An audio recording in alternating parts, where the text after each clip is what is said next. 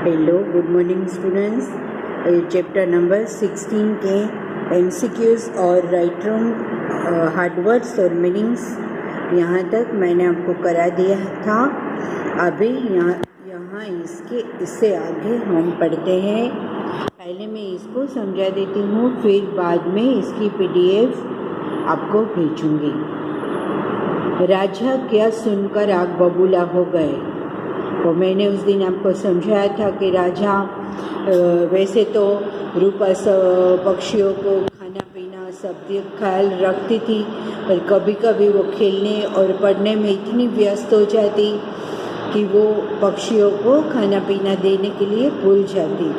तो इसकी वजह से मैना और तोते ने भोजन पानी की कमी के कारण तड़प कर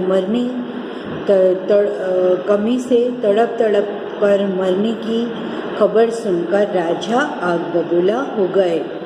कमरे की कैद में राजकुमारी रूपा क्या सोच रही थी कि उसका गुनाह क्या है, उसका अपराध क्या है कि उसे ऐसे एक कमरे में बंद किया गया है। रूपा को कमरे में बंद करके राजा उसे क्या एहसास कराना चाहते थे। जैसे रूपा पक्षियों को कमरे में बंद कर उसको पिंजरे में बंद कर देती थी, तो तब उस पक्षियों को कैसा लगता होगा, वो ये एहसास राजा रूपा को करवाना चाहते थे कि हमें भी अगर एक ही जगह पे अपना खाना पीना खिलौना, मतलब आप हमें जो चाहिए वो चीज़ लेके हमें फिर एक कमरे बंद किया जाता है तो हमें कैसा लगता है। इस पाठ को पढ़कर आपने क्या महसूस किया? इस पाठ को पढ़कर हमने यह महसूस किया कि पक्षी भी हमारी तरह आज़ादी से जीवन जीना चाहते हैं। उन लोगों को भी ऐसे बंद रहना अच्छा नहीं लगता जैसे हमें नहीं लगता। तो हमें कभी ये पशु पक्षियों को बांध के नहीं रखना चाहिए। वो अपनी मर्जी से घूमना फिरना चाहते हैं। चलिए, ये क्वेश्चन आंसर्स ये पूरी पीडीएफ मैं आपको भेज दूँगी। पहले इसको समझ लेते हैं। सही वाक्यों में सही निशान लगाइए। ये देखिए, वर्ड से उलट पुलट हो गए, ये ग्रामेटिकली सही नहीं लगता है। चलिए अभी ये पढ़ते हैं और मैं आपको समझाती हूँ। राजकुमारी मेरे सामने हाजिर को किया जाए, ये ऐसे सेंटेंस फॉर्मेशन नहीं होता। मेरे सामने राजकुमारी को हाजिर किया जाए, हाजिर किया जाए मेरे सामने राजकुमारी को। राजकुमारी मेरे सामने हाजिर को किया जाए, ये सही नहीं है।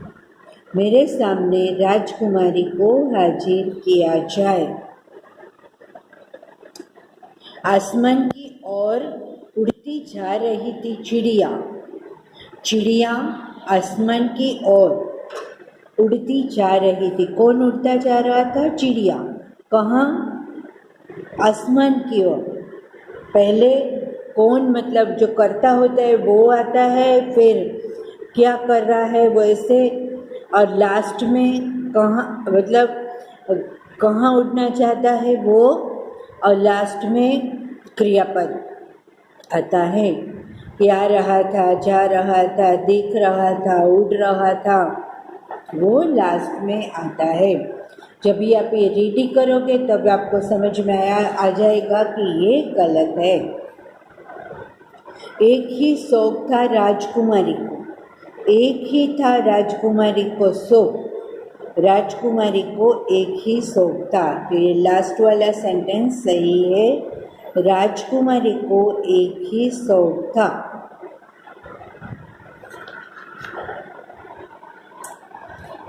ये वर्ड्स उलट पुलट हो गए थे, ये लेटर्स उलट पुलट हो गए। हमें इसको सही अरेंज करके सही शब्द बनाने हैं। जारा नहीं होता है, राजा होता है। कशो शौक, कशो शौक। अपराध, सॉरी ये अपराध है।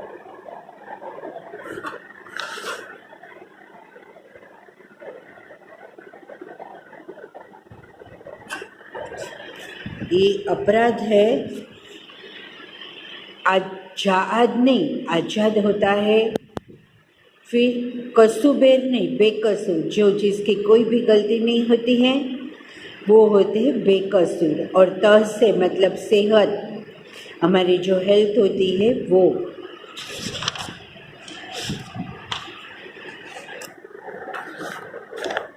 दिए गए विराम चिन्हों को छांटकर वाक्यों में सही जगह पर लगाइए।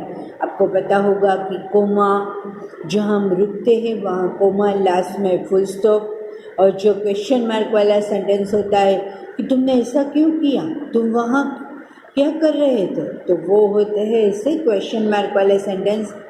यहाँ पे ऐसे देखिए, ये कोमा है, क्वेश्चन मार्क है, ये फुल स्टॉप है, पूर्ण विराम, अल्प विराम और प्रश्नार्थ चिन्ह। मुझे कमरे में क्यों बंद कर दिया? राजकुमारी रूपा अपने पिताजी से पूछती है कि मुझे अपने कमरे में क्यों बंद कर दिया। तो ये क्यों है, इसलिए मतलब इसका मतलब ये है कि क्वेश्चन मार्क वाला सेंटेंस है, यहाँ पे हम लास्ट में क्वेश्चन मार्क लगाएंगे। तोता, मैना और रंग बिरंगी चिड़िया पाल रखे थे, ये और ये, तो इसमें गुम आता है कि मैंने ये सब्जी ली, वो सब्जी ली और वो सब्जी ली, तो एक के पहले एक के बाद गुम आता है। फिर लास्ट जो दो वर्ड होते हैं उसके बीच में और आता है। महाराज मैना ने दम तोड़ दिया, हम ऐसे नहीं बोलते महाराज मैना ने दम तोड़ दिया। महाराज के बाद फिर हम रुकते हैं, यहाँ पे अल्प विराम आता है, कोमा। महाराज मैना ने दम तोड़ दिया, अब तुम क्या करोगे? अभी मैंने समझाया कि क्या किया, क्यों, किस लिए, ये सब इसमें, ये क्वेश्चन मार्क वाले सेंटेंस है, उसमें क्वेश्चन मार्क आएगा। राजकुमारी को अपनी गलती पर पछतावा हुआ, ये पूरा सेंटेंस है, इसलिए लास्ट में यहाँ पे फुल स्टॉप आएगा। यहाँ पे ऐसे रुकने के लिए कि ऐसे कोमा नहीं आएगा, उसमें लास्ट में फुल स्टॉप आएगा। दिए गए नीचे लिखे मुहावरों के अर्थ समझकर वाक्यों में प्रयोग कीजिए। राजा पक्षियों की मरने की खबर सुनकर आग बबूला हो गए। आग बबूला होना मतलब बहुत गुस्सा होना। वो लेसन के टाइम पे भी मैंने आपको समझाया था और ये मीनिंग्स में भी था। मैंने आपको समझाया था कि आग बबूला हो गए। राजा ने जब ये सुना कि तोता और मैना ने समय के पहले खाना और पीने की कमी के कारण दम तोड़ दिया, तो वो बहुत गुस्सा हो गए, आग बबूला हो गए। आँखों का तारा, रूपा राजा की आँखों का तारा थी। पेरेंट्स के दिल के जो धड़कन होते हैं वो बच्चे होते हैं, बहुत प्यारे होते हैं उनको। तो रूपा राजा की आंखों का तारा थी। ये पूरे चैप्टर की PDF मैं आपको साथ में भेज दूंगी। ये जो सोचिए और बताइए वाले क्वेश्चन आंसर्स है, ये दोनों फर्स्ट और सेकंड आप लिखेंगे नहीं तो चलेगा, सिर्फ हम डिस्कस कर लेते हैं। ये सिर्फ थर्ड है, वही मैं आपको लिखवाने वाली हूँ नोटबुक में लिखवा के इसकी PDF मैं आपको भेज दूँगी। क्या आप भी पक्षी को पिंजरे में बंद करके रखते हैं? कोई हाँ या ना कुछ भी लिख सकते हैं। वैसे नहीं रखना चाहिए, क्योंकि उन लोगों को भी आज़ादी अच्छी लगती है। क्या पिंजरे में पशु पक्षी खुश रहते होंगे? नहीं, ये हम लिख लेंगे। सिर्फ फर्स्ट ही नहीं लिखेंगे कि नहीं, पशु पक्षी पिंजरे में खुश नहीं रहते होंगे। इसमें ये हाँ और ना कोई भी मतलब लिख सकता है, कुछ भी। कोई तो फिर उन लोगों को अच्छा नहीं लगता, पर अपनी खुशी के लिए, जैसे रूपा कैसे अपनी खुशी के लिए और को बंद करके रखती थी, उसी तरह ये कोई अपने मतलब जो डॉग होते हैं उन लोगों को फिर ये बेल्ट बांध के कैसे रखते हैं, उन लोग उनकी देखभाल करते हैं, ऐसे होता है। क्या पिंजरे में पशु पक्षी खुश रहते होंगे? नहीं, पिंजरे में पशु पक्षी खुश नहीं रहते होंगे। राजा का नाम क्या था और वे कैसे थे? राजा का नाम नरसिंह था। वे दयालु और न्यायप्रिय थे। ये पूरे चैप्टर की PDF मैं आपको एक साथ में भेज दूंगी। ठीक है बेटा, टेक केयर एंड बाय। चलिए अभी इसका थोड़ा 17 चैप्टर का रीडिंग और एक्सप्लेनेशन मैं इस वीडियो के साथ आपको पूछ रही हूँ। पानी की खोज में चैप्टर नंबर 17। ये पानी की खोज में मतलब ये दूसरे प्लैनेट से एक जीटो नाम का एक एनिमल जैसा अजीब सा प्राणी बहुत सुबह वो टीना की छत के ऊपर उतरता है और फिर वो टीना को जगा के अलग अलग जगह पर पानी ढूंढने के लिए जाता है। ये लेसन आधुनिक युग की कहानी है। पॉल्यूशन के बारे में, हम प्रदूषण कितना फैलाते हैं, पानी में यूँ ऐसे कचरे कूड़े को सब फेंक दिया, केमिकल्स जो रसायन गंदे होते हैं, कारखाना का धुआं, कारखाना के वो बचा हुआ केमिकल्स वो सब पानी में डाल के हम पानी को इतना गंदा कर देते हैं कि हम इसको पीने लायक नहीं रखते। तो हमें इसके बारे में अभी सोच लेना चाहिए कि अगर इसी तरह हम पानी को गंदा करते रहेंगे तो आपको ही पता होगा कि RO वगैरह में कितनी देर तक कितनी इलेक्ट्रिसिटी कितना यूज़ होता है, तभी जाके थोड़ा पानी पीने के लायक हो सकता है। इसलिए अगर हम समय पर जागरूक नहीं होंगे तो आगे जाकर हमें ही ये बात के लिए बहुत मुश्किल होने वाली है कि हमें स्वच्छ पानी मिलना बहुत मुश्किल हो जाएगा। ये आधुनिक युग की कहानी को समझाकर हमें ये समझाया है कि हमें पानी के प्रदूषण को रोकना चाहिए। भोर का समय था। एक रॉकेट दूर से उड़कर टीना की छत पर उतरा। टीना गहरी नींद में सो रही थी। रॉकेट का दरवाज़ा खोला, एक सीढ़ी नीचे आई और एक अजीब सा प्राणी छत पर उतरा। उसने टीना को जगाया, जागो बिटिया जागो। एक दिन क्या हुआ कि बहुत भोर का समय था, मतलब अर्ली मॉर्निंग, जो सुबह 4 साढ़े 4 बजे का समय होता है तब ये एक रॉकेट है वो टीना की छत के ऊपर जो उतरता है और रॉकेट का दरवाज़ा जब खुलता है तो अब ये एनिमल जैसा एक अजीब सा प्राणी टीना की छत पर उतर के उसे जगाता है। टीना ने आंखें खोली तो सामने एक अद्भुत प्राणी देखा, लेकिन टीना बहुत बहादुर थी, डरी नहीं। मैं जीटो हूँ, बहुत दूर बसे एक ग्रह से आया हूँ। मुझे शुद्ध पानी चाहिए। क्या आप साफ पानी खोजने में मेरी सहायता करेगी? प्राणी ने कहा।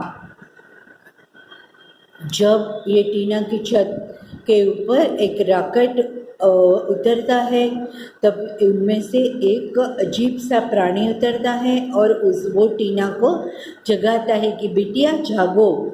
तभी वो टीना तो बहादुर बची थी, वो इसको देखकर डरी नहीं। उसने टीना को बताया कि मैं जीटो हूँ, बहुत दूर एक बसे ग्रह से मैं आया हूँ, मतलब दूसरे प्लेनेट से मैं आया हूँ। मुझे शुद्ध पानी चाहिए, मुझे स्वच्छ पानी चाहिए। क्या तुम मुझे ये स्वच्छ पानी ढूंढने में मदद करोगी? हाँ जरूर करूँगी, टीना उत्साह से बोली। टीना जीटो के रॉकेट में बैठ गई और पास ही एक झील पर ले गई। कुछ लोग झील में नहा रहे थे, कुछ कपड़े धो रहे थे, कुछ बच्चे पानी में खेल रहे थे। जब ये जीटो टीना को कहता है कि मुझे स्वच्छ पानी ढूंढने में आप मेरा मदद करेगी। तो टीना कहती कि हाँ मैं ज़रूर करूँगी। और फिर वो टीना भी रॉकेट में बैठ जाती है और उसके साथ वो जाने लगती है। तो एक झील तालाब जैसा होता है, तो वहाँ पे ये लेकर जाती है जीटो को। तो दोनों ने देखा कि झील में कुछ लोग नहा रहे थे, मतलब हमारे शरीर की जो गंदगियाँ होती है वो सब उसमें चले जाते हैं, हमारे शरीर के ऊपर जो मैल होता है, डस्ट होती है। फिर कुछ लोग वहाँ पे मैले कपड़े धो रहे थे, तो वो साबुन, उसके रसायन, मतलब वो पानी में गंदा, मतलब जो मैल होता है वो सब पानी में जा रहा होता है। और कुछ बच्चे पानी में खेल रहे थे। ये पानी को पोल्यूट कर रहे थे, प्रदूषित कर रहे थे। दोनों झील के पास पहुँचे तो जीटो बोल पड़ा, यह पानी मेरे किसी काम का नहीं। लोग साबुन और रसायन और हानिकारक रसायनों से इसे खराब कर रहे हैं। जब पास आते हैं तब जीटो टीना को बोलता है कि ये पानी मेरे कोई भी काम का नहीं है। ये देखिए, यहाँ पे बच्चे नहा रहे हैं, ये फिर ये कोई कपड़ा धो रहा है, तो मतलब ये मेरे लिए स्वच्छ पानी नहीं है, ये मेरे कोई भी काम का नहीं है। मतलब झील का पानी है वो भी इतना प्रदूषित किया है, तो वो भी मेरे कोई भी काम का नहीं है। अभी आगे जा कर के वो एक नदी के पास जाते हैं। अब टीना ने जीटो के पास